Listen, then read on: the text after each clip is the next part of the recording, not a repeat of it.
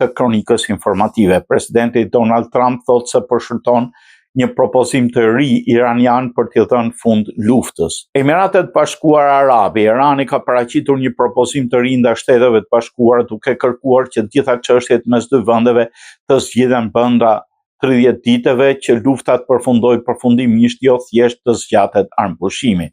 Lajmi bëhet i ditur nga media të lidhura me shtetin iranian. Presidenti i Shteteve të Bashkuara Donald Trump deklaroi të shtunën se po shqyrtonte këtë propozim, por shprehu dyshime se ai mund të çonte në një marrëveshje konkrete. Plani iranian me 14 pika kërkon përfundimin e plotë të luftës dhe përfshin disa kërkesa kryesore: heqjen e sanksioneve ndaj Iranit, përfundimin e bllokadës detare amerikane, tërheqjen e forcave amerikane nga rajoni, si dhe ndalimin e të gjitha armiqësive, përfshirë operacionet e Izraelit në Liban.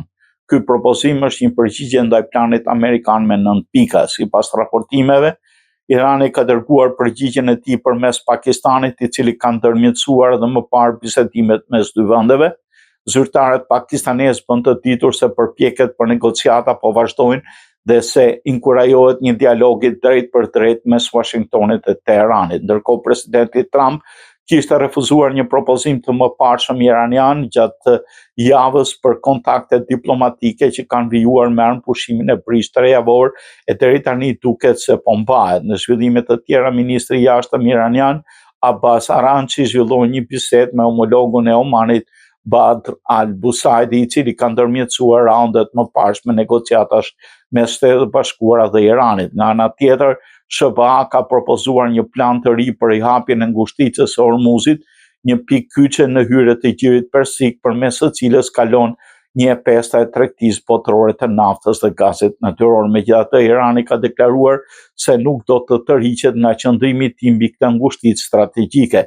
Një zyrtar i parlamentit iranian theksoi se vendi nuk do të rikthehet në kushtet para luftës dhe çdo anije që nuk është lidhur me Shtetet e Bashkuara apo Izraelin mund të kalojë vetëm duke paguar tarifa. Shtetet e Bashkuara paremëruan kompani detare se mund të përballen me sanksione. Situata në terren mbetet e tensionuar që prej shpërthimit të luftës me 28 shkurt, ku Shtetet e Bashkuara dhe Izraeli nisën operacionet ushtarake. SBA ka vendosur një bllokadë detare ndaj porteve iraniane që nga 13 prilli, duke kufizuar të ardhurat e Iranit nga nafta dhe transportin e produkteve të tjera. Ndërkohë, ekonomia iraniane po përballet me vështirësi të thella. Monedha vendase riali ka rënë ndjeshëm, duke arritur rreth 1.840.000 rial për $1 në tregun e Teheranit. Raportet tregojnë gjithashtu për humbje vendje pune dhe kontratat paralizuar për punëtorët. Në këtë klim tensioni, një këshilltar i presidentit